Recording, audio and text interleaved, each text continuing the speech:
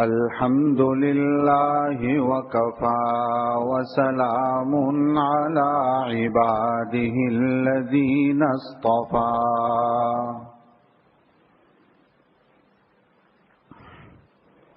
وصل وسلم على سيدنا محمد المصطفى وعلى آله وأصحابه نجوم الهدى وقادة التقى اللهم آثرنا ولا تؤثر علينا اللهم جنبنا الفواحش ما ظهر منها وما بطن ومن الخطايا والزلل أما بعد فأعوذ بالله من الشيطان الرجيم بسم الله الرحمن الرحيم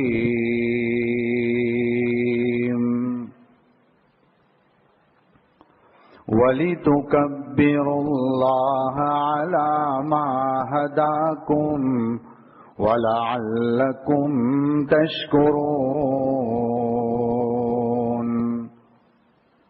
وقال تعالى اليوم أكملت لكم دينكم وأتممت عليكم نعمتي ورضيت لكم الإسلام دينا وقال تعالى يا أيها الذين آمنوا كتب عليكم الصيام كما كتب على الذين من قبلكم لعلكم تتقون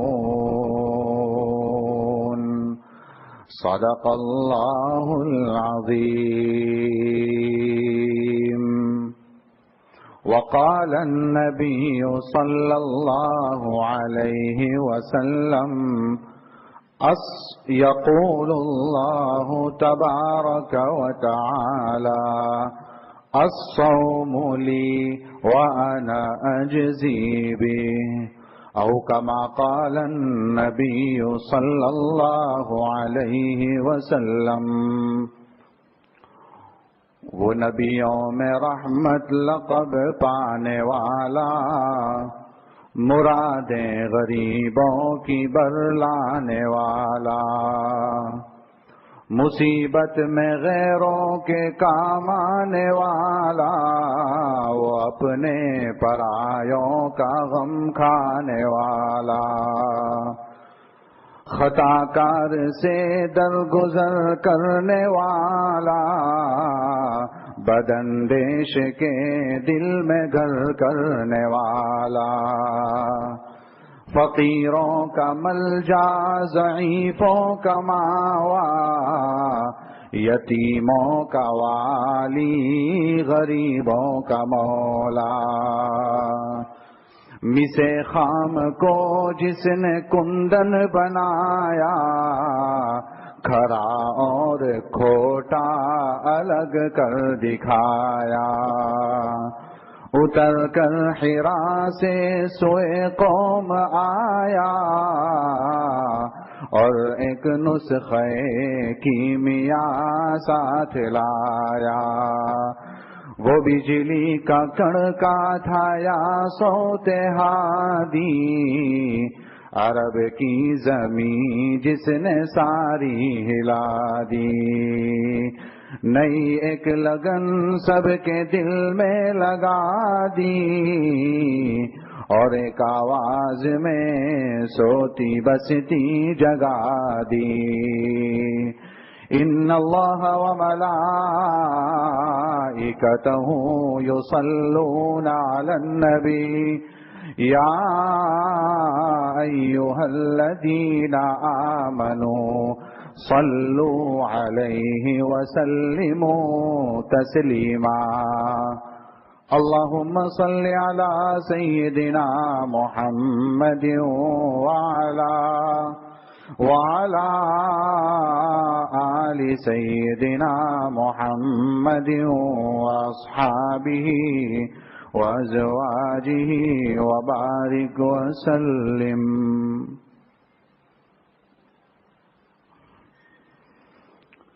بزرگوں اور بھائیوں،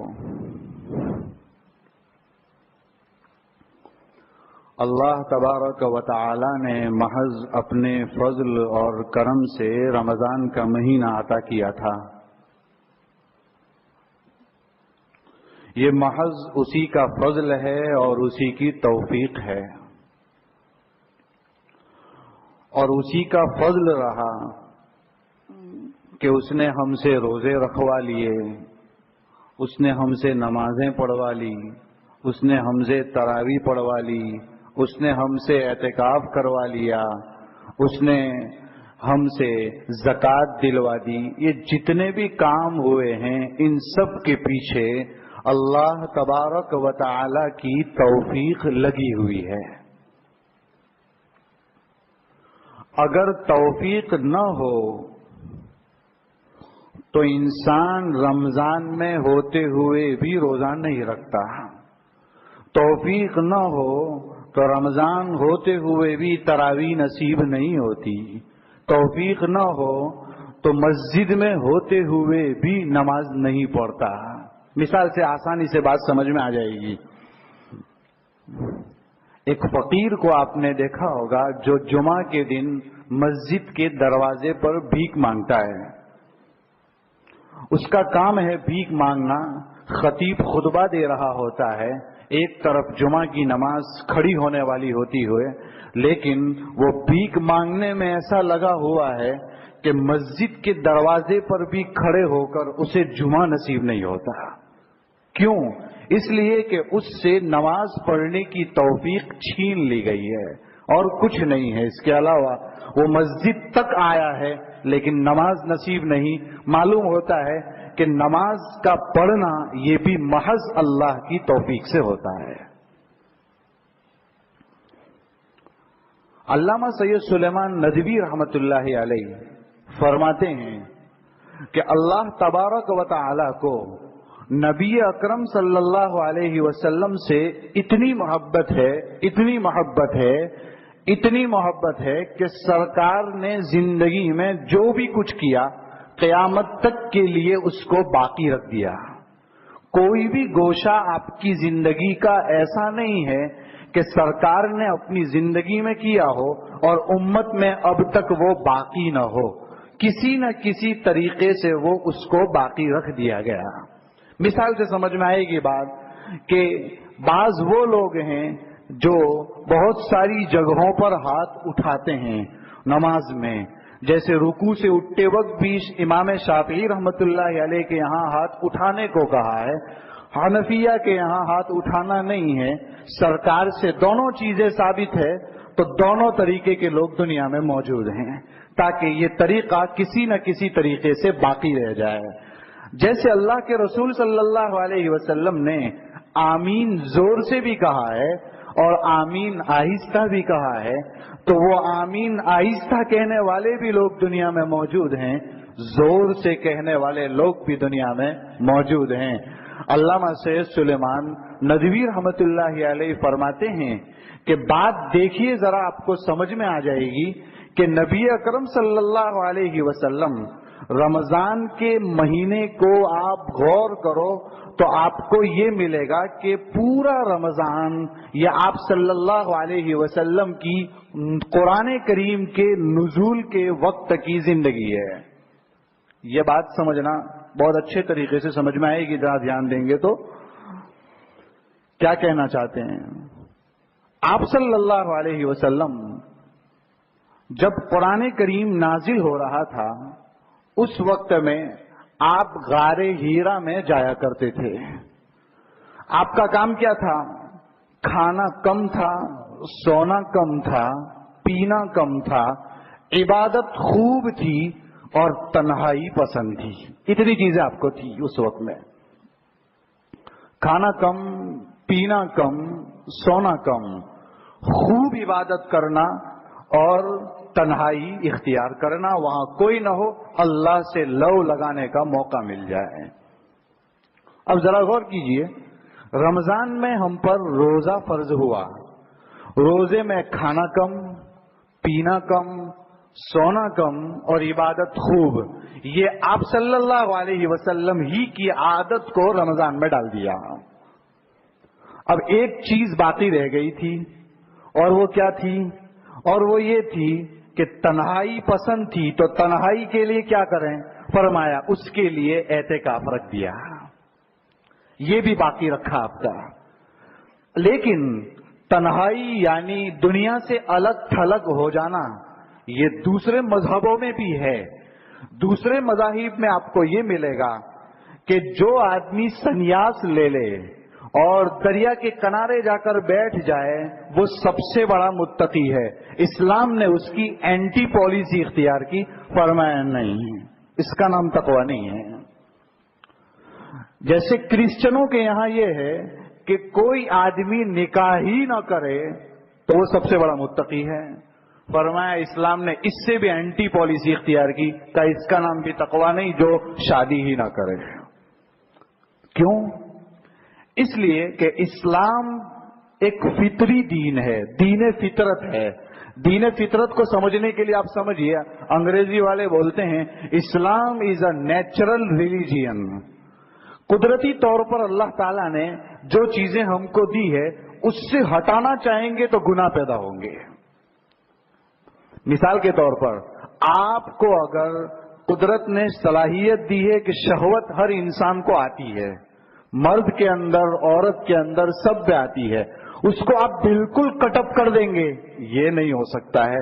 اگر کرنے جائیں گے تو دوسرے راستے سے بڑے بڑے گناہ آئیں گے.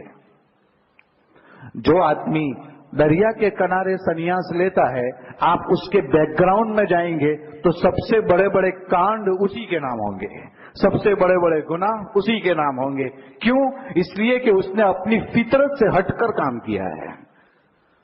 اسلام نے کہا ایسا نہیں.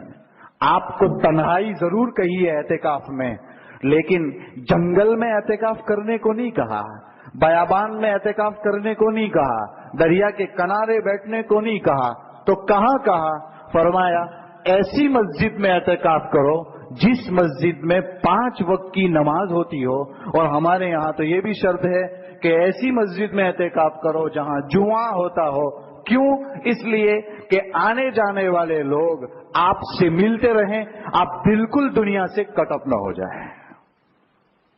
یہ اسلام ہے. نکاح کرنا کا مقصد کیا بتایا؟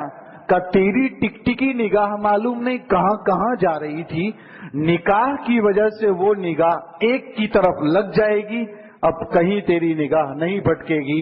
اس لیے نکاح کے ذریعے سے تو اور تقوی آئے گا. تیری شرمگاہ کی حفاظت نکاح سے ہوگی، تیری نگاہ کی حفاظت اسی نکاح سے ہوگی. تو نکاح کرنے کو اچھا سمجھا، نکاح نہ کرنے کو اچھا نہیں سمجھا.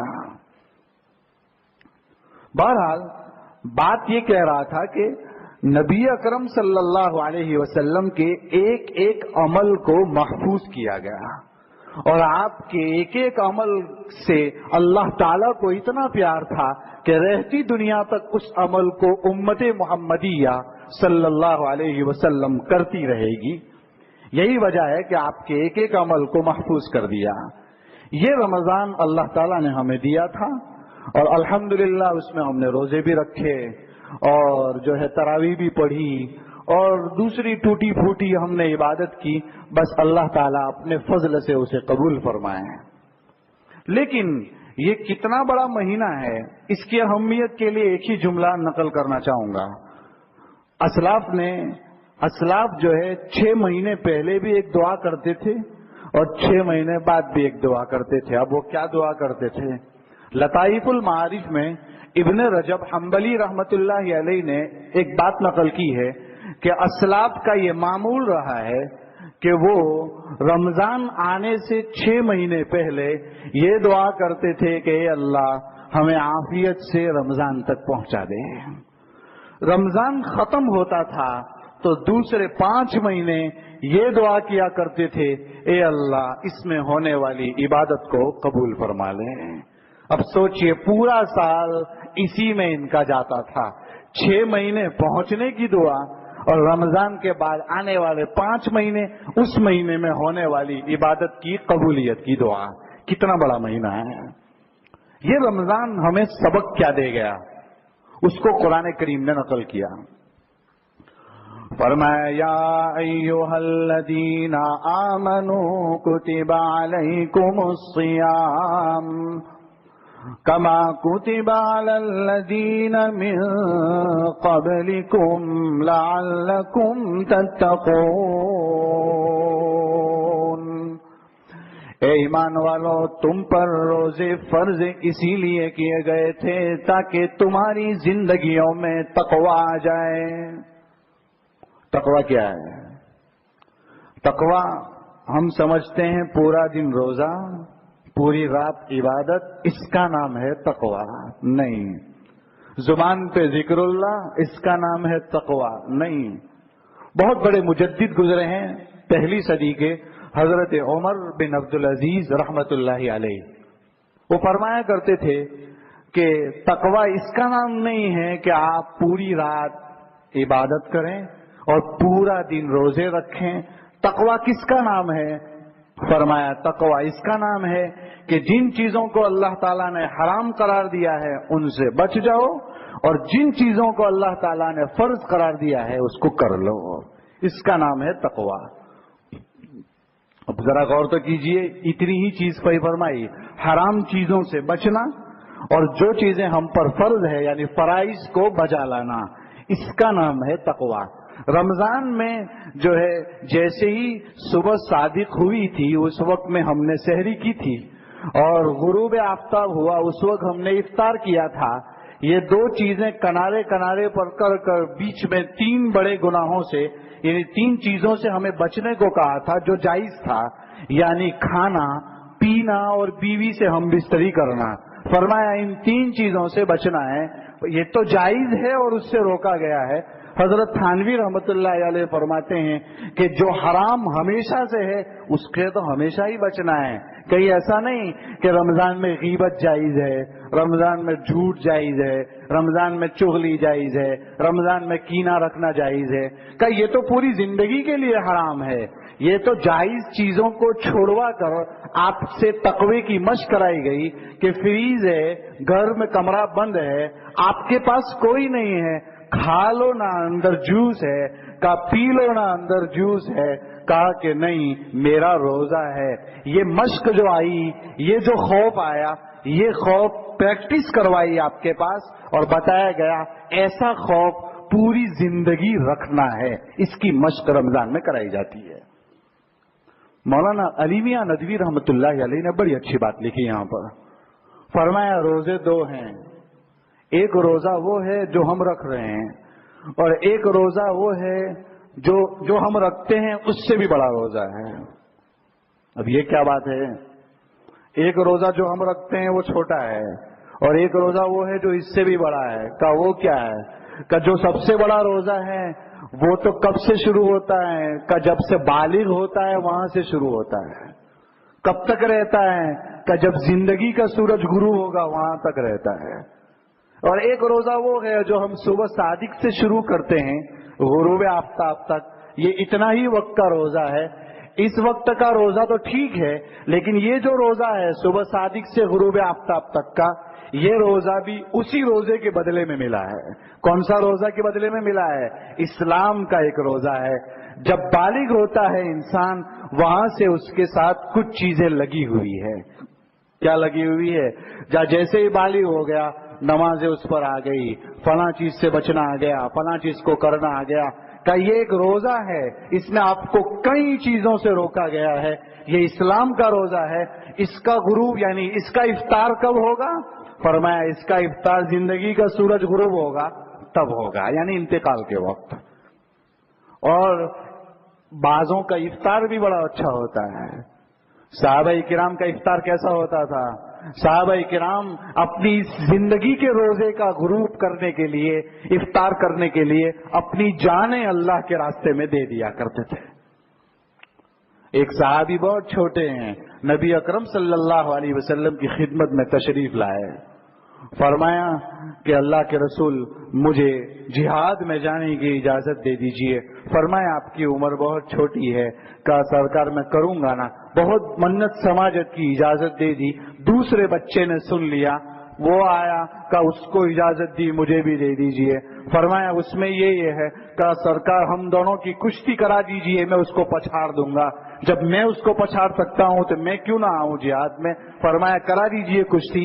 کروائی کشتی تو واقعتاً اس نے اس کو پچھاڑ دیا۔ اللہ کے رسول صلی اللہ علیہ وسلم نے اس کو بھی اجازت دے دی، اور ہوا یہ کہ اسی جنگ میں وہ شہید بھی ہو گیا۔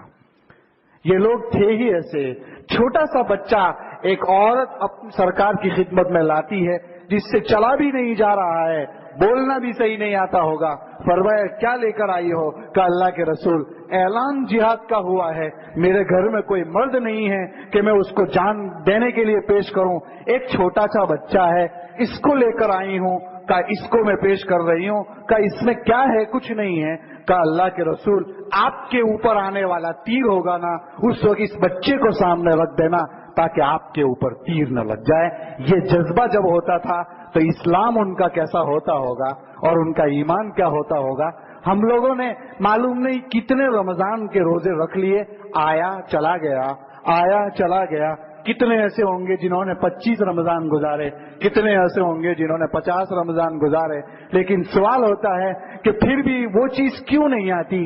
جہاں عید ہوتی ہے وہاں گناہوں کی خواہش شروع ہو جاتی ہے، جہاں عید ہوتی ہے وہاں نمازیں چھوڑنا شروع ہو جاتی ہے۔ کیوں ایسا ہوتا ہے؟ اور وہ کیا ماحول تھا کہ زندگی میں ایسا ہی رہا، ذرا موقع ملا اپنی جان اسلام کے لیے پیش کرنے کے لیے تیار ہو گئے۔ اصل بات یہ ہے کہ ہم تقوی کو صحیح سمجھے ہی نہیں ہیں، تقوی کا مفہوم نہیں سمجھے، تقوی کا مطلب نہیں سمجھے، تقوی کی ڈیفینیشن نہیں سمجھے، جس کی وجہ سے یہ سب پریشانیاں ہمارے سامنے آ رہی ہیں۔ قرآن کریم نے اس دین کے کمپلیٹ ہونے کا اعلان کیا ہے، اور جو ہے یہ تقوی کی آیات قرآن کریم میں بہت ساری جگہوں پر ہے۔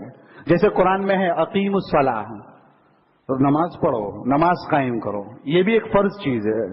کہیں قرآن نے کہا آتوا الزکاۃ، زکوٰۃ دو، یہ بھی فرض ہے، یہ بھی فرض کہا گیا ہے۔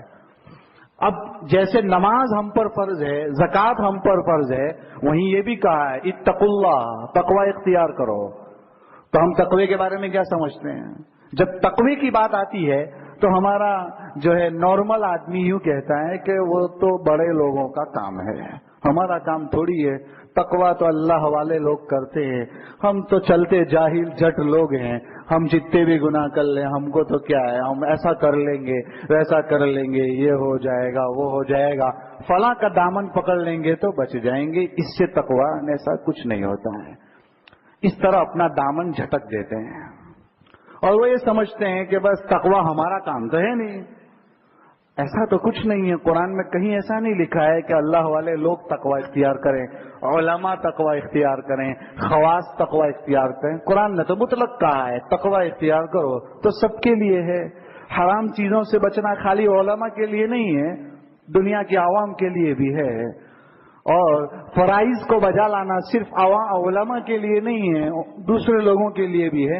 ہر انسان، ہر امتی کو یہ حکم دیا گیا ہے، لیکن اس طرح وہ دامن جھٹکتا ہے کہ وہ یہ سمجھتا ہے تقوی کا حکم صرف انہی لوگوں کو ہے، ہم کو ہے ہی نہیں۔ کتنی خطرناک بات ہے۔ اور وہاں تو حضرت عمر رضی اللہ تعالیٰ عنہ تقوی کو پوچھنے کے لیے ایک صحابی کے پاس گئے ہیں کہ کسے کہتے ہیں تقوی۔ سوچئے تو صحیح کہ تقوی کی بات کسے کہتے ہیں تقوی؟ قرآن کریم میں اتنا تقوی کا نکاح ہو رہا ہے کہ اس میں بھی تقوی، 3 آیتیں پڑھی جاتی ہے، اس میں تقوی ہی کا حکم ہے۔ حج کا مقصد تقوی، زکوٰۃ کا مقصد تقوی۔ ارے ہر چیز میں تقوی ہے، کیا تقوی یہ بھی سمجھنے کی چیز ہے۔ تو اس کو پوچھنے کے لیے کون گیا؟ حضرت عمر رضی اللہ تعالیٰ عنہ گئے۔ کون ہے حضرت عمر رضی اللہ عنہ؟ حضرت عمر رضی اللہ عنہ کے مقام کے لیے جملہ کافی ہے کیا کہ نبی اکرم صلی اللہ علیہ وسلم نے فرمایا اگر میرے بعد کوئی نبی ہوتا تو حضرت عمر رضی اللہ عنہ ہوتے، لیکن چونکہ نبوت کا دروازہ بند ہو گیا تو اب عمر نبی تو نہیں بن سکتے، لیکن عمر کی صحابیت اور عمر کو جو شرف حاصل ہے واقعتاً دنیا اس پر رشک کرتی ہے۔ کیسے تھے، کیسے بن گئے، کیا اللہ تعالیٰ نے ان کو دیا، کیا تھے، بتوں کی پرستش کرتے تھے اور کہاں تلوار لے کر نکلے تھے، کہاں یہ کہہ رہے تھے کہ میں نبی اکرم صلی اللہ علیہ وسلم کو ابھی نعوذ باللہ مار دوں گا۔ راستے میں نعیم ابن عبداللہ ملے، کہاں جا رہے ہیں، ذرا گھر کی خبر لیجئے۔ گھر کی خبر لینے گئے تو ان کی بہن فاطمہ گھر میں قرآن کریم پڑھ رہی تھی۔ حضرت سعید ابن زید رضی اللہ عنہ تھے جو ان کے شوہر تھے، اور حضرت خباب ابن ارت رضی اللہ تعالیٰ عنہ پڑھا رہے تھے۔ ایک دم گئے تو خباب چھپ گئے، اور حضرت عمر اندر کا پڑھ کیا رہی تھی تو اتنے میں مارنا شروع کیا۔ لیکن جب اسلام آتا ہے نا کسی کے دل میں، ایمان جب کسی کے دل میں گھر کر جاتا ہے، دنیا مل جائے گی اسے کوئی ہٹا نہیں سکتا۔ فرعون کی بیوی آسیہ فرعون ہی کے گھر میں تھی، اور فرعون کتنا بڑا ظالم تھا، جیسا ویسا نہیں تھا۔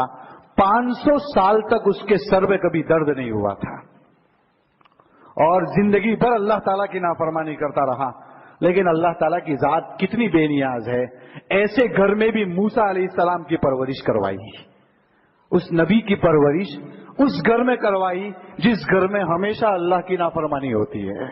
وہیں پر حضرت موسیٰ پلے اور بڑے ہوئے اور نبوت ملی، اور اسی کے ذریعے سے فرعون کو غرق کروایا گیا، ڈبوایا گیا۔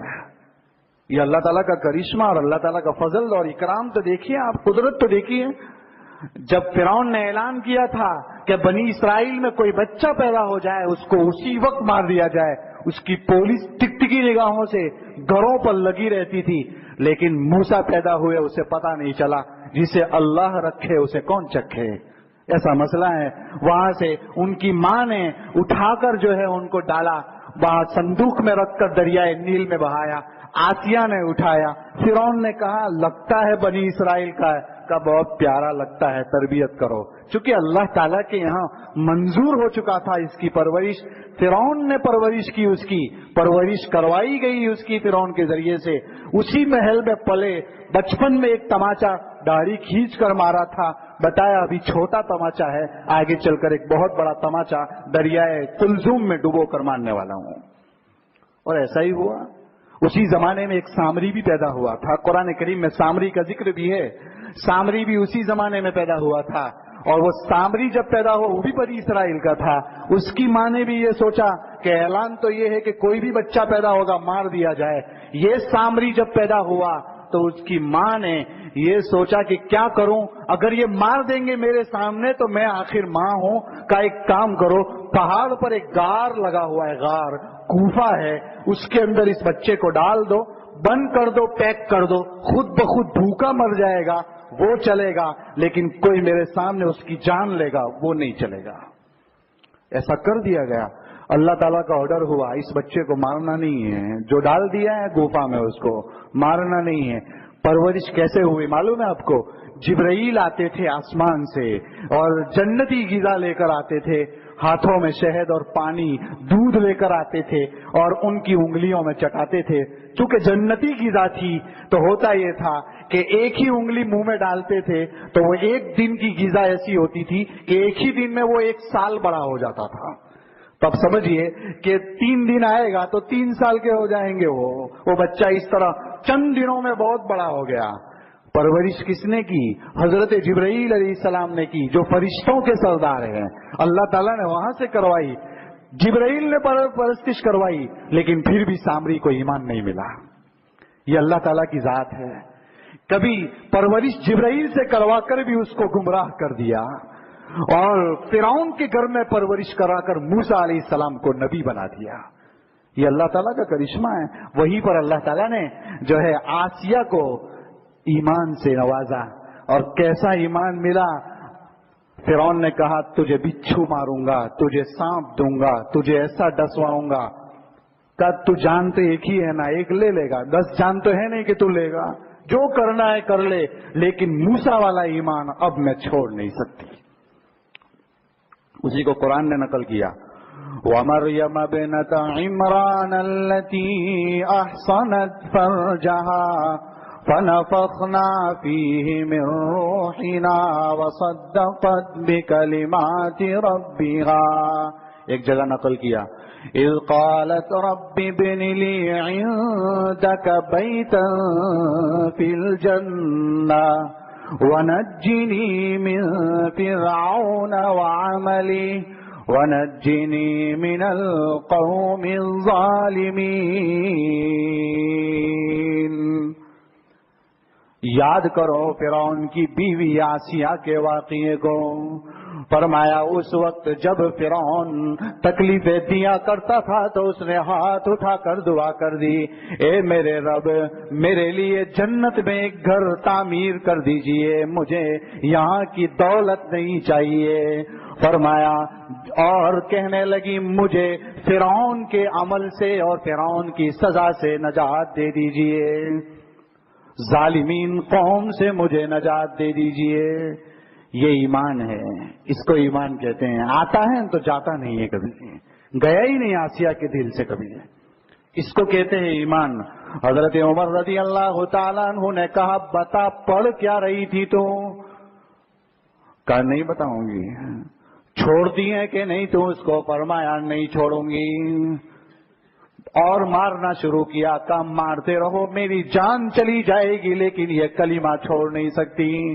کب بتا تو صحیح آخر پڑھ کیا رہی تھی؟ فرمایا اتنا آسان بھی نہیں کہ میں آپ کو بتا دوں، اس کتاب کو پڑھنے کے لیے اور چھونے کے لیے غسل کرنا پڑے گا آپ کو۔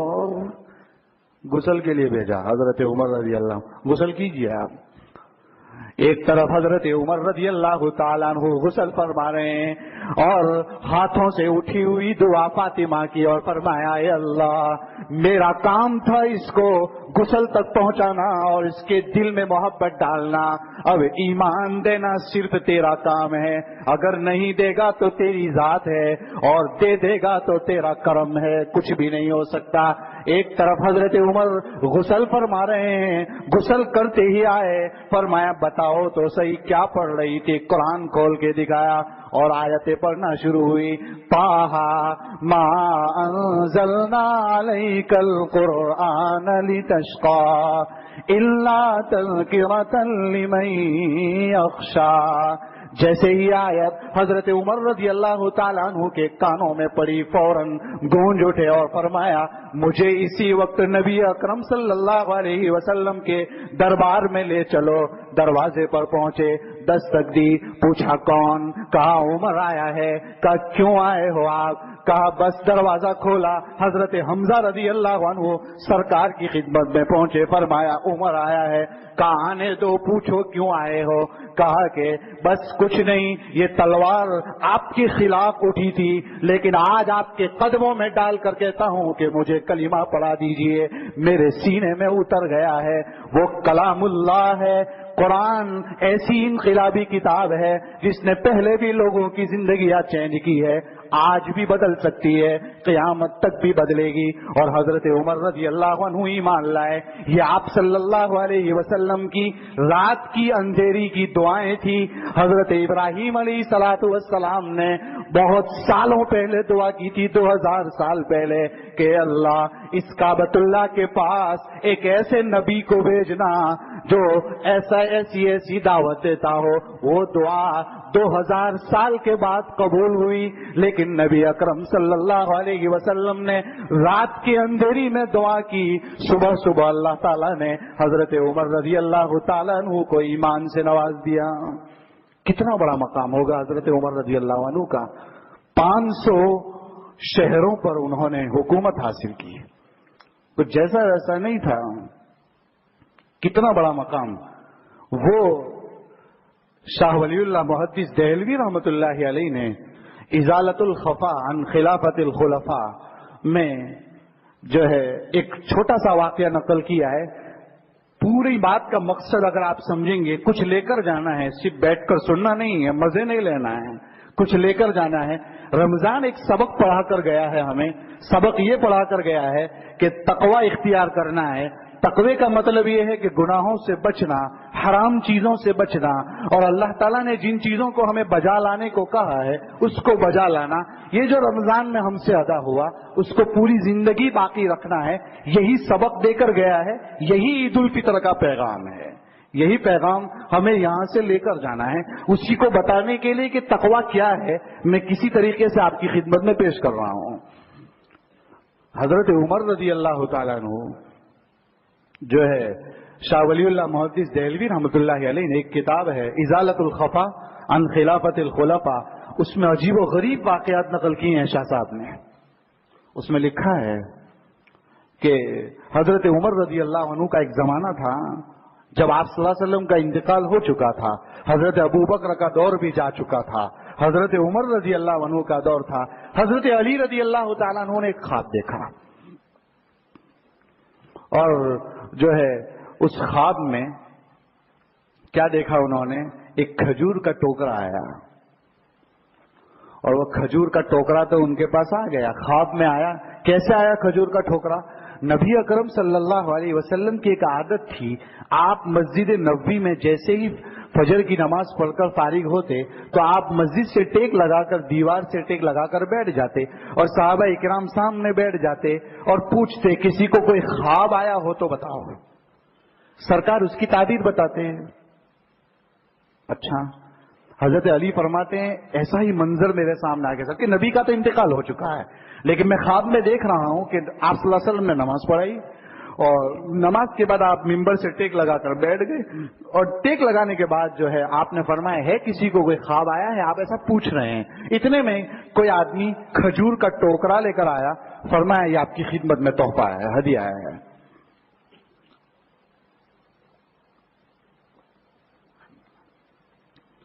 جب یہ کہا کہ تحفہ ہے تو نبی اکرم صلی اللہ علیہ وسلم کا معمول تو یہ ہے کہ آپ کی عادت یہ تھی کہ جب تک کوئی مال پورا تقسیم نہ ہو جاتا آپ گھر نہیں جاتے تھے. آپ کبھی بھی گھر نہیں جاتے. فرمایا اس کو تقسیم کرنا شروع کر دو. تو کھجوریں تقسیم ہونا شروع ہوئی، ایک ایک ایک ایک کر کے تقسیم شروع ہوئی. حضرت علی فرماتے میرا نمبر آیا، مجھے کھجور ملی. خواب دیکھ رہے ہیں وہ، چونکہ ہمارے تو خواب بھی اچھے نہیں ہوتے. ہم کو تو خواب میں بھینس دوڑتی ہے وہی دکھتا ہے، دوسرا تو کچھ دکھتا ہی نہیں ہے. اچھے خواب بھی نہیں آتا. ایک تو ہم کو خواب یاد رہتا ہی نہیں ہے پہلی بات تو، اور اگر خواب یاد بھی رہتا ہے تو ایسے خواب آتے ہیں کہ کسی کے سامنے بیانات نہ کیے جائیں، ایسے خواب آتے ہیں. مسئلہ یہ ہے صحابہ کرام کی پوری زندگی چونکہ اسکرین پر ایسی چیزیں کیوں آتی تھی، زندگی ان کی اتنی اچھی ہوا کرتی تھی صبح سے شام تک کی، تو رات کو اسکرین پر بھی اتنا ہی اچھا آیا کرتا تھا. ہماری صبح سے شام تک گناہوں میں رہیں گے تو رات کو ایسا ہی آئے گا. ایک آدمی صبح سے دودھ ہی دوتا رہتا ہو تو خواب میں بھی دودھ ہی دوتا ہوگا، تو کیا کرتا ہوگا اس کے علاوہ. اور ہم کو خواب ہی اچھے نہیں آتے ہیں کہ مولانا خواب میں اب وہ بھینس دوڑ رہی ہے اس کو بھی تعبیر پوچھ رہا ہے کہ اس کی کیا تعبیر ہے، تو پھر مولانا کہتے ہیں کہ دوڑے گی تیرے پیچھے کل، اور تو کیا ہوگا اس کے سوا. اس کی بھی لوگ تعبیر پوچھتے ہیں. اور وہاں خواب جو ہے تقسیم ہوئی. حضرت علی رضی اللہ تعالیٰ عنہ کے پاس کھجور آئی، انہوں نے کھائی، بہت مزہ آیا ان کو، لذیذ معلوم ہوئی. دل میں آیا کہ دوسری مل جائے. جو انسان تو حریص ہوتا ہے اچھی چیزوں کا، تو دل میں یہ آیا کہ بس ایک اور کھا لوں. لیکن نبی اکرم صلی اللہ علیہ وسلم کا ڈر لگا، رعب تھا. 1 مہینے کی مسافت پر بھی آدمی سرکار سے ڈرا کرتا تھا، اتنا خوف رہتا تھا. ایک صحابی سے لوگ اتنا ڈرتے تھے تو سرکار سے کیا نہیں ڈرتے ہوں گے. تقوی والے انسان سے ہر انسان ڈرتا ہے. حضرت علی رضی اللہ ڈر لگا تو مانگی نہیں. اچھی تو بہت لگی تھی لیکن دوسری نہیں مانگ سکے. اب خواب تو تھا، آ گیا، پورا ہو گیا، مانگ تو سکے نہیں، ملی بھی نہیں. وہ آنکھ کھلی، فجر کا وقت تھا، جلدی جلدی مسجد میں پہنچے. حضرت عمر رضی اللہ عنہ امیر المومنین ہیں، وہی مسجد نبی کے امام ہے اس وقت میں، کیونکہ سرکار کا تو انتقال ہو چکا ہے کب سے. خواب بڑا اچھا دیکھا تھا حضرت علی نے. حضرت عمر کیا نماز پڑھاتے تھے.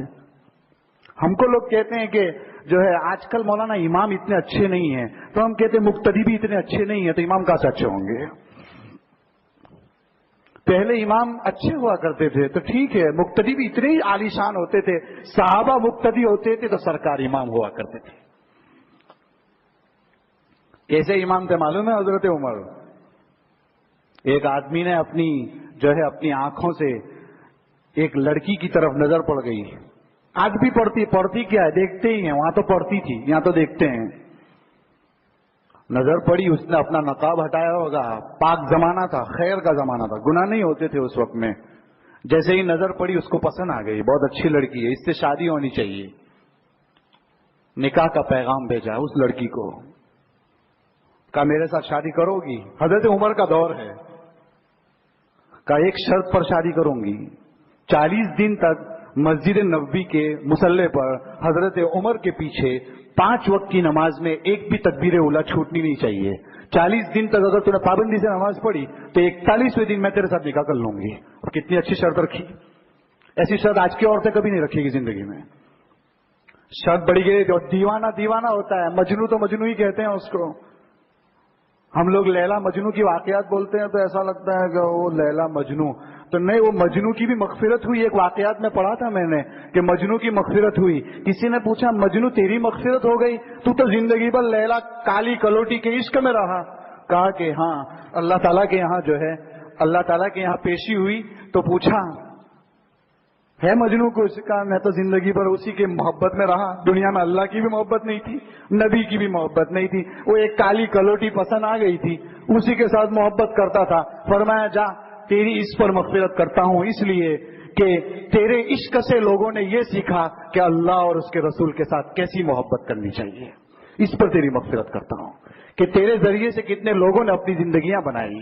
کہ محبت ہو تو جیسی مجنو اور لیلا کی ہوتی ہے ویسی ایک مومن کی اللہ سے ہونی چاہیے, ایک مومن کی رسول سے ہونی چاہیے. اس پر تیری مغفرت کرتا ہوں. اب اس نے کہا کہ یہ شرط ہے, تو وہ مجنو تھا, دیوانہ تھا, کہ شادی تو کرنی ہے. بوٹلے بستر لی اور مسجد نبی میں ڈال دیے گا, یہاں سے ہٹنا ہی نہیں ہے. 40 دن تک کہاں ہے اس نے؟ اب کہاں ہے تو پھر مت ٹینشن ہی کیا ہے, تیلی سب میں سونے گا, وہاں اٹھائیں گے, وہاں نماز پڑھیں گے. ایک بھی نماز کیا تکبیر اولیٰ کچھ جانے والی نہیں ہے. اور حضرت عمر نماز پڑھائیں گے, پڑھ لیں گے ہم. 41ویں دن نکاح تو ہونے والا ہے اس کے ساتھ. اور وہ لگا دیا بستر, صف اول میں نماز پڑھنا شروع کر دی. 40 دن ہو گئے, 80 دن ہو گئے, 120 دن ہو گئے. اس کے دل میں نکاح کی محبت ہی نہیں آ رہی کہ نکاح کرنا ہے اس سے. وہ لڑکی نے 120 دن کے بعد پیغام بھیجا, کیا ہوا, نکاح نہیں کرنا ہے؟ بڑا اچھا جواب دیا. فرمایا بس تو نے جس جگہ مجھے لگا دیا ہے اب مجھے دنیا کی محبت ختم ہو گئی ہے. یہ جملہ کہا, اب مجھے کوئی ضرورت نہیں ہے. کیوں ایسا کیوں ہو گیا؟ امام ایسی نماز پڑھاتا تھا کہ اس کی توجہ ایسی مقتدیوں پر پڑتی تھی, دنیا کی محبت ان کے دلوں سے ختم ہو جایا کرتی تھی. ایسی توجہ, میں ہمیشہ یہ کہتا ہوں کہ اس وقت امام کی توجہ ایسی ہوتی تھی کہ مقتدی کی زندگی چینج ہوتی تھی. اب مقتدی ایسی توجہ ڈالتے ہیں کہ امام کو کھینچ آنا شروع ہو جاتی ہے, دوسرا ہی کچھ ہوتا ہے. اللہ رحم فرمائے. بہرحال حضرت عمر رضی اللہ تعالیٰ عنہ وہی امام تھے اس وقت. اب وہ مسجد نبوی, حضرت علی دوڑے نماز پڑھنے آئے ہیں, حضرت علی رضی اللہ عنہ. اور جیسے ہی آئے حضرت علی رضی اللہ تعالیٰ عنہ, اب نماز سے فارغ ہوئے فجر کی, اور حضرت عمر رضی اللہ عنہ ویسے ہی بیٹھ گئے جیسے خواب میں اللہ کے رسول بیٹھے تھے, ایسے ہی بیٹھ گئے. اب وہ انہوں نے کھجور کا ٹوکرا, واقعتاً کھجور کا ٹوکرا حضرت عمر کی خدمت میں آ کر کسی نے دیا, کہا یہ کھجور ہے, تقسیم کیجیے. حضرت عمر نے ایسے ہی تقسیم کی جیسے اللہ کے رسول تقسیم کرتے تھے. حضرت علی نے خواب میں دیکھا تھا, اب یہ لائیو ہو رہا ہے. وہ تو خواب میں سرکار کو دیکھا تھا, یہاں حضرت عمر ہیں اور وہ تقسیم آئی کھجور, تو کھجور تقسیم کرانا شروع کر دی. تو تقسیم کیجیے اس کو. اب تقسیم کرانا شروع کی تو ایک ایک ایک ایک ایک ایک حضرت علی رضی اللہ عنہ کا نمبر آیا. ان کو بھی کھجور ملی جیسے رات کو ملی تھی خواب میں, ان کو بھی ملی. وہ ملی اور انہوں نے کھائی تو بہت لذیذ لگی. دل میں آیا کہ دوسری کھانی چاہیے, لیکن رات کو تو جو ہے نبی اکرم صلی اللہ علیہ وسلم کا ڈر لگ رہا تھا. عمر تو میرے دوست ہیں, مانگ سکتا ہوں ان سے, عمر کا مسئلہ نہیں ہے. سرکار سے تو ڈر لگ رہا تھا, لیکن عمر تو میرے دوست ہیں, ان سے تو مانگنے میں کوئی مسئلہ ہی نہیں ہے. لاؤ دوسری. کا عمر دوسری ملے گی, دوسری دے سکتے ہو.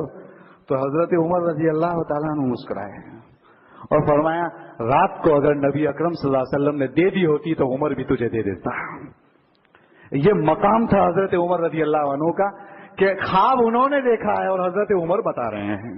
ابھی تو پوچھا بھی نہیں ہے ان سے کہ آپ کیا کر رہے تھے, آپ نے کیا خواب دیکھا, کیا ہوا. بس وہ آئے تھے اور انہوں نے کھجور مانگی, فرمایا رات کو جب نہیں ملی تو میں کیسے دے سکتا ہوں. یہ حضرت عمر رضی اللہ عنہ کا مقام ہے. کیسا مقام ہوگا اور کیا واقعتاً اللہ کے رسول صلی اللہ علیہ وسلم نے صحیح فرمایا, میرے بعد کوئی نبی ہوتا تو حضرت عمر ہوتے ہیں. یہ حضرت عمر کا اتنا اونچا مقام. لیکن تقوی کی تعریف پوچھنے گئے ہیں کہ تقوی کسے کہتے ہیں. کس کو پوچھنے گئے؟ حضرت ابی ابن کعب رضی اللہ عنہ سے. اس سے معلوم ہوتا ہے علم کے لائن میں کوئی چھوٹا بڑا نہیں ہوتا. کوئی بھی چیز کسی سے بھی پوچھی جا سکتی ہے. علم کی بھوک ایسی ہے چھوٹے بچے سے بھی پوچھ سکتے ہیں. ایک چھوٹا بچے سے بھی آپ پوچھ سکتے ہیں کہ علم کسے کہتے ہیں, کیا ہے, یہ کیا چیز ہے, کس سے حاصل کرنا ہے.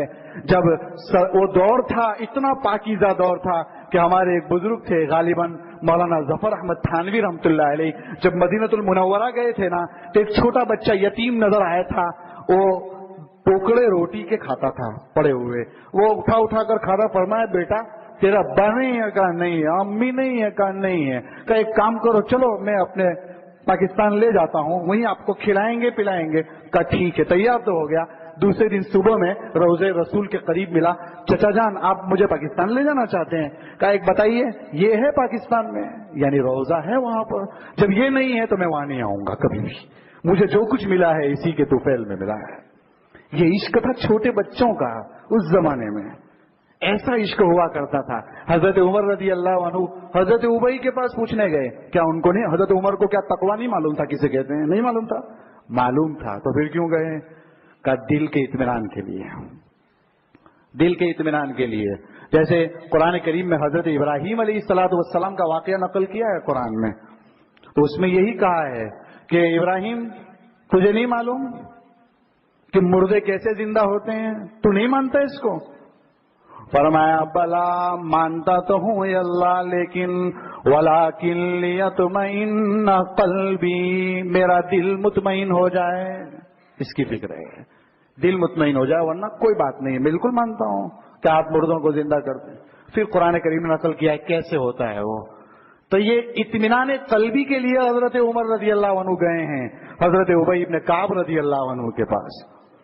حضرت ابی ابن کعب رضی اللہ تعالیٰ عنہ کی خدمت میں پہنچے ہیں اور فرمایا ابی تقوی کی ڈیفینیشن کے بارے میں آپ کے پاس آیا ہوں, بتا سکتے ہو تقوی کیا ہے؟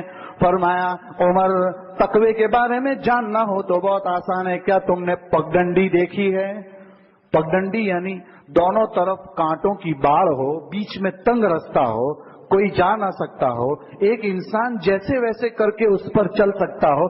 کیا دیکھا ہے عمر؟ ہاں بالکل دیکھا ہے.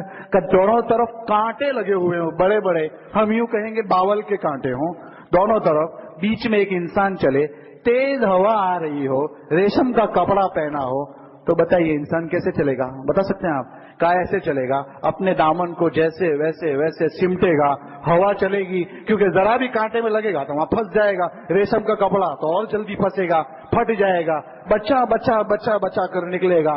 فرمایا یہ جو کانٹے ہیں نا, یہ کانٹے یہ اللہ تعالیٰ کی نافرمانیاں ہیں, گناہ ہے, اور انسان بیچ میں یہ دین کا جو راستہ ہے صراط مستقیم, اس پر تجھے چلنا ہے. ایسا چلنا ہے کہ گناہوں سے تیرا بدن مس نہ ہو جائے, گناہوں سے تیری ذات چھو نہ جائے.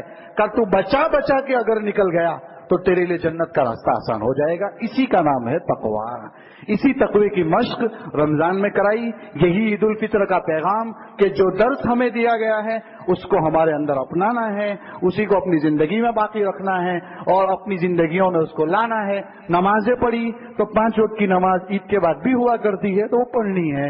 روزے رکھے تھے تو ہر مہینے میں اگر کوئی آدمی 3 روزے رکھ لے تو کتنی اچھی بات ہو جائے گی. کبھی جمعرات کا روزہ رکھ لیا, کبھی پیر کا روزہ رکھ لیا, کبھی ایام 20 کے روزے رکھ لیے.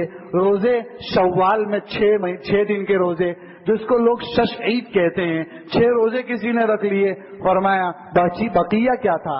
ایک روزے کی ثواب میں 10 دن کا ثواب ملتا ہے, تو اگر 6 روزے رکھے تو 60 دن کا, اور وہ 30 دن گئے 360 دن کا اسے ثواب مل جائے گا. یعنی 6 روزے رکھے گا تو سال بھر کے روزے رکھنے کا ثواب ملے گا اسے شوال میں. اور یہ کوئی ضروری نہیں ہے کہ کل سے ہی شروع کر دے اور مسلسل کرے. پورے مہینے میں کبھی بھی 6 روزے رکھنے ہیں, کسی بھی طریقے سے رکھ لیں تو انشاءاللہ اس کا اجر اس کو ملے گا. اور تراویح پڑھی ہے, مشق کرائی ہے کہ نوافل پڑھو, اہتمام کرو اس کا. کچھ نہ کچھ 2 رکعت روزانہ اللہ کے دربار میں مانگو. اپنے مسئلے اللہ سے حل کرو, کسی اور سے نہیں. دنیا والوں سے کیا مسئلے حل کرنے ہیں, اللہ سے مسئلہ حل کرو. اس ذات سے حل کرو گے تو سب مسئلے حل ہو جائیں گے. دنیا والوں کے پاس جاؤ گے ٹھوکریں بھی کھا سکتے ہو. دنیا تو دھوکے کا گھر ہے, کبھی بھی دھوکہ دے سکتی ہے. اس لیے اپنے آپ کو اللہ سے لگا لو. ایک سجدہ انسان کو اللہ سے کتنا قریب کر دیتا ہے. 20 رکعت میں کتنے 40 سجدے کیے تو کتنی دن کیے, 30 دن سے کرتے آ رہے تھے. تو اللہ تعالیٰ نے ہمیں نوافل کا ایک شوق ڈال دیا. فرائض تو کرنے ہی کرنے ہیں, لیکن کچھ نفلیں پڑھ کر انسان کو اللہ تعالیٰ سے قریب ہونا ہے تو وہ بھی کچھ کرنا ہے. یہ زکوٰۃ ادا کی ہے, اس کے ذریعے مال کا میل صاف ہوا ہے. زکوٰۃ جو ہے مال کا میل ہے اور وہ اللہ تعالیٰ نے ہمارے ذریعے سے صاف کروایا. یہ فرض تھا, لیکن کچھ چیزیں اللہ کے راستے میں ایسے بھی دینے کی عادت ڈالتے ہو. مولانا منظور نعمانی جو ہے وہ جو ہے پھل دیتے تھے. ہر اتوار کو عصر کی نماز کے بعد جنرل وارڈ میں جاتے تھے اور جنرل وارڈ میں جا کر کیا کرتے تھے, ہندو مسلم عیسائی سب کو ہر اتوار کو فروٹ تقسیم کرتے تھے. مولانا سجاد نعمانی بہت چھوٹے تھے. ابا جان آپ یہ ہر اتوار کا عمل کب سے کر رہے ہیں؟ کہا بیٹا یہ مت پوچھ کے میں کب سے کر رہا ہوں, جب سے یہ عمل میں نے شروع کیا ہے. یعنی ہر اتوار کو عصر کے بعد کچھ فروٹ لے کر جنرل وارڈ ہاسپٹل میں جانا اور جنرل کوٹے میں جا کر سب لوگوں کو تقسیم کر دینا. جتنا اللہ نے مجھے طاقت دی ہو تقسیم کرتا تھا. لوگ میرا انتظار کرتے تھے. جب سے شروع کیا ہے تب سے اب تک میں میرے ہاتھ پر 11,000 غیر مسلموں نے ایمان قبول کیا ہے. اب کتنی بڑی بات ہے. انسان کا کون سا عمل اللہ کے یہاں قبول ہو جائے کوئی گارنٹی نہیں. تو زکوٰۃ بھی دی ہے تو اللہ کے راستے میں کچھ دینے کا سیکھ جاؤ, وہ بھی سیکھو. اور صدقۃ الفطر ہمیں عید سے پہلے ادا کرنے کو کہا. اب تک بھی اگر کسی نے ادا نہ کیا ہو تو صدقۃ الفطر ساقط نہیں ہو گیا, عید کے بعد بھی اس کو دینا ہے, واجب ہی رہے گا. اب تک نہ دیا ہو تو بعد میں دے دے. کیوں دیا؟ روزوں میں کوئی تلافی ہو تو صدقۃ الفطر سے ختم ہو جائے گی, اور تراویح میں کچھ گڑبڑی ہوئی ہو صدقۃ الفطر سے ختم ہو جائے گی. اور کیوں دیا؟ کہ صدقۃ الفطر کا ایک مقصد شکریہ ہے کہ اللہ تعالیٰ نے رمضان کے مہینے میں ہم سے کروایا, اس کے شکر کے طور پر ہم نے دیا.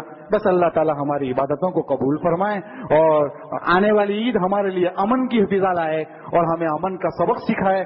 اسی لیے اللہ تعالیٰ نے ہمیں یہ مہینہ بھی دیا تھا. اب عید ہے, کہیں ہم سے کوئی گناہ نہ ہو جائے اس کی فکر, نمازوں کی پابندی, امن کی فضا, انسانیت کا سبق, غمخاری کا سبق, ہمدردی کا سبق, یہ اپنے اندر لانا ہے اور اپنے اندر ہر چیز کو بجا لانا ہے. رشتے داروں کے حقوق ادا کرنے ہیں اور یہی امید رکھتے ہیں کہ ہم نے اس سبق کو پڑھ لیا تو آنے والا رمضان تک ہماری زندگی ایک دم صحیح گزرے گی. اللہ تعالی ہمیں عمل کرنے کی توفیق عطا فرمائے. وآخر دعوانا ان الحمدللہ رب العالمین. بسم اللہ الرحمن الرحیم. اللهم لك الحمد كله ولك الشكر كله ولك الملك كله بيدك الخير كله وإليك يرجع الأمر كله.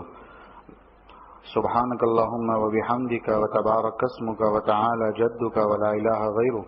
لا إله إلا الله الحنان المنان بديع السماوات والأرض مالك الملك ذو الجلال والإكرام. لا إله إلا الله الحليم الكريم. سبحان الله رب العرش العظيم والحمد لله رب العالمين. لا إله إلا أنت سبحانك إني كنت من الظالمين. يا إله العالمين يا أرحم الراحمين يا أكرم الأكرمين يا أكرم الأكرمين يا سميع يا عظيم يا غفور يا شكور يا من لا شريك له ويا من لا وزير له يا صريخ المستصرخين يا جابر العظم الكثير يا أرحم الراحمين يا أرحم الراحمين يا أرحم الراحمين. لا إله إلا الله الأحد الصمد الذي لم يلد ولم يولد ولم يكن له كفوا أحد. اللهم صل على سيدنا ومولانا محمد وعلى آل سيدنا ومولانا محمد كما صليت على سيدنا إبراهيم وعلى آل سيدنا إبراهيم إنك حميد مجيد. اللهم بارك على سيدنا ومولانا محمد وعلى آل سيدنا مولانا محمد كما باركت على سيدنا إبراهيم وعلى آل سيدنا إبراهيم إنك حميد مجيد. ربنا ظلمنا أنفسنا وإن لم تغفر لنا وترحمنا لنكونن من الخاسرين. ربنا اغفر لنا ولإخواننا الذين سبقونا بالإيمان ولا تجعل في قلوبنا غلا للذين آمنوا ربنا إنك رؤوف رحيم. رب اغفر لي ولوالدي وللمؤمنين يوم يقوم الحساب. رب اجعلني مقيم الصلاة ومن ذريتي ربنا وتقبل دعاء.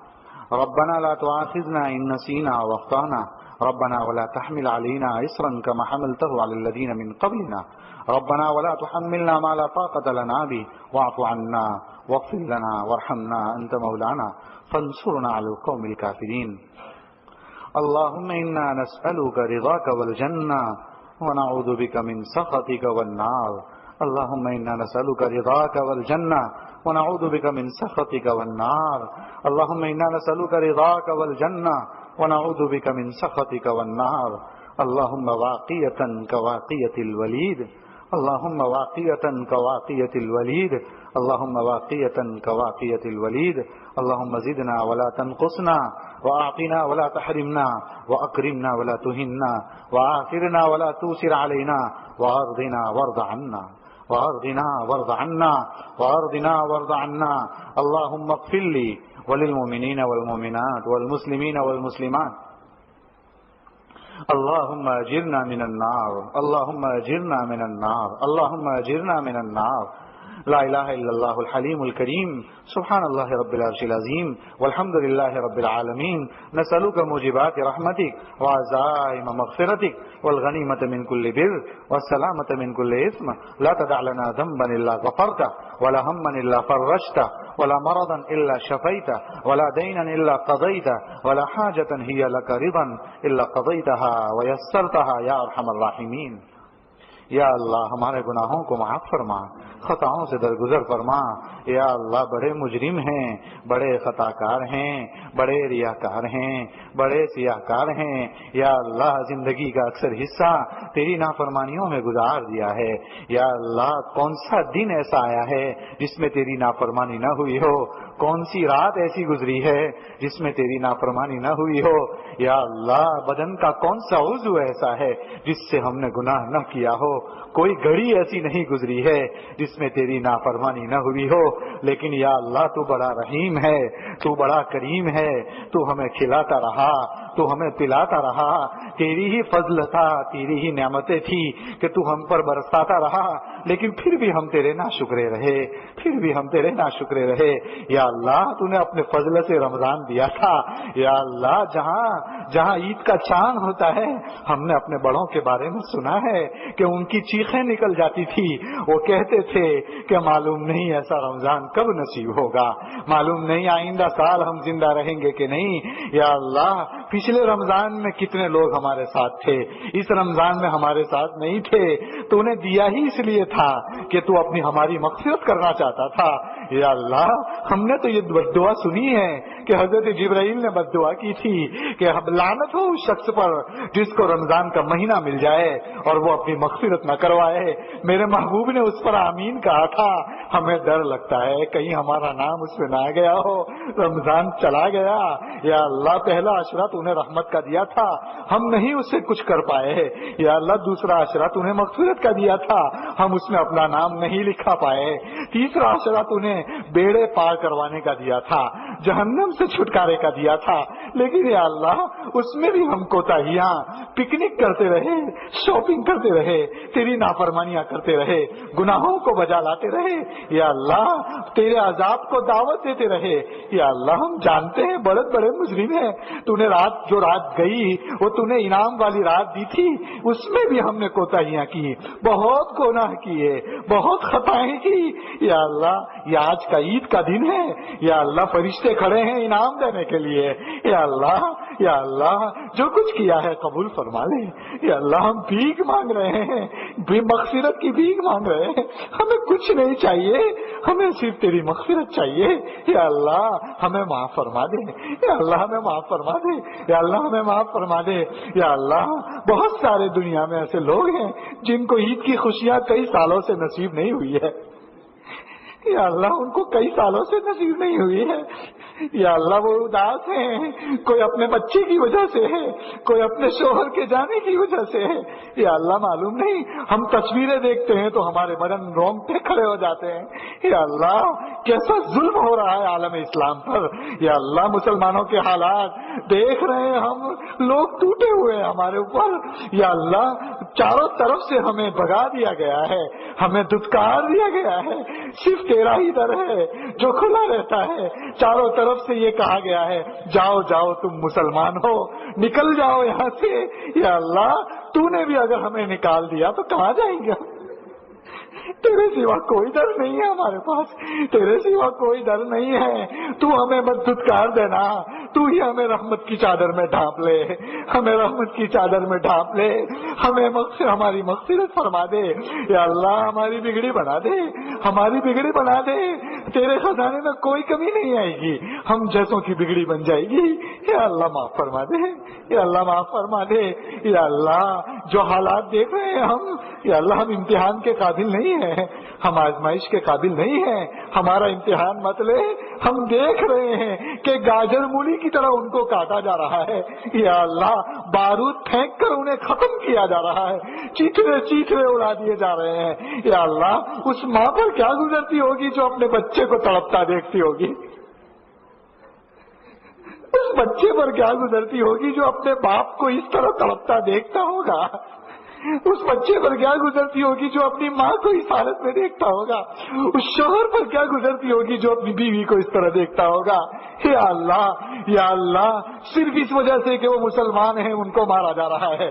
یا اللہ رحم کرم کا معاملہ فرما دے. یا اللہ ظالمین کے حق میں ہدایت لکھی ہو تو دے دے. یا اللہ اگر ہدایت نہ لکھی ہو تو ان کی سرکوبی فرما دے. یا اللہ ان کو ختم فرما دے. یا اللہ ہم تجھ سے ہی مانگ رہے ہیں, تیرے سوا ہمارا کوئی نہیں ہے. تو حنان ہے, تو منان ہے, تو زمین و آسمان کا مالک ہے. یا اللہ تو سمائے اولا پر روزانہ آتا ہے, کہتا ہے کوئی مغفرت مانگنے والا میں اس کی مغفرت کروں. یا اللہ اس وقت بھی ہم گناہ کرتے رہے, اس وقت بھی تیری پکار ہم نے نہیں سنی. یا اللہ ہمیں معاف فرما دے. یا اللہ میرے محبوب کا ہم پر بہت سارا حق ہے, اس کے بہت سارے احسان ہیں. یا اللہ بہت قربانیاں دی ہے میرے محبوب نبی اکرم صلی اللہ علیہ وسلم نے. یا اللہ بہت قربانیاں دی ہیں. یا اللہ ان کی قبر پر کروڑوں رحمت نازل فرما. یا اللہ ان پر رحمت کاملہ نازل فرما. یا اللہ ان پر رحمت کاملہ نازل فرما. یا اللہ حشر کا میدان ہوگا, سارے نبی اپنا دامن جھٹک دیں گے اور سفارش کو کہیں گے تو سب کے سب میرے محبوب کے پاس ہی آئیں گے. یا اللہ میرے محبوب ہی کہیں گے آنا آنا, میں ہی ہوں سفارش کرنے والا. اور اللہ کے پاس جائیں گے اور اللہ تعالیٰ تو ہی تو کہے گا سل تو ہوتا مانگ تجھے دیا جائے گا. یا اللہ اس وقت نبی سفارش فرمائیں گے. یا اللہ اس سفارش میں ہمارا نام شامل کر دیجیے. یا اللہ حشر کی رسوائیوں سے بچا لیجیے. یا اللہ حشر کی رسوائیوں سے بچا لیجیے, ہماری لاج رکھ لیجیے. یا اللہ لاج رکھ لیجیے, اے میرے رب لاج رکھ لیجیے, میرے پروردگار لاج رکھ لیجیے, ہمیں معاف کر دیجیے, کرم کا معاملہ فرما دیجیے, عافیت کا معاملہ فرما دیجیے. یا اللہ نبی کے بعد صحابہ کا بہت سارا حق ہے, ان کے واسطے سے ہمارے پاس یہ دین پہنچا ہے. یا اللہ ان کی قبروں پر بھی رحمت کاملہ نازل فرما. یا اللہ ازواج مطہرات پر بھی رحمت کاملہ نازل فرما. حضرات حسنین اور بنات طاہرات پر بھی رحمت کاملہ نازل فرما. تیرے نیک بندے تابعین جتنے بھی تیرے نیک مقبول بندے رہے ہیں, یا اللہ جن کی قربانیاں رہی ہیں, جنہوں نے رات دن ایک کیا ہے اس دین کو پہنچانے کے لیے, یا اللہ ان سب کی قبروں پر رحمت کاملہ نازل فرما. یا اللہ ہم سب کو پوری امت مسلمہ کو عید کی حقیقی خوشی نصیب فرما. یا اللہ امن کی فضا چلا دے، امن کی فضا چلا دے، عالم اسلام کی حفاظت فرما لے، عالم اسلام کے حاکموں کو صحیح رہبری نصیب فرما، ہدایت نصیب فرما، یا اللہ ان کی سوچ کو دینی سوچ بنا دے، دنیاوی سوچ سے پوری امت مسلمہ کی حفاظت فرما، یا اللہ حرمین شریفین کی حفاظت فرما، یا اللہ مدارس کی، خانقاہوں کی، مراکز کی، یا اللہ دینی شعبوں کی اور اس میں پڑھنے والے، کام کرنے والے طلباء کی، علماء کی، صلحاء کی، یا اللہ پوری امت مسلمہ کے ایک ایک فرد کی حفاظت فرما، یا اللہ ایک ایک فرد کے ایمان کی حفاظت فرما، ہمارے بچوں کی حفاظت فرما، ہماری نسلوں کی حفاظت فرما، ایمان کا سلسلہ قائم اور دائم فرما، یا اللہ مریضوں کو شفائے کاملہ عطا فرما، جو جا چکے ہیں ان کی قبروں کو نور سے منور فرما، یا اللہ رمضان میں ہونے والی عبادتوں کو قبول فرما، یا اللہ عید الفطر کی حقیقی خوشیاں نصیب فرما، یا اللہ تقوی کا سبق جو پڑھا کر گیا ہے مہمان، یا اللہ رمضان ایسا مہمان تھا،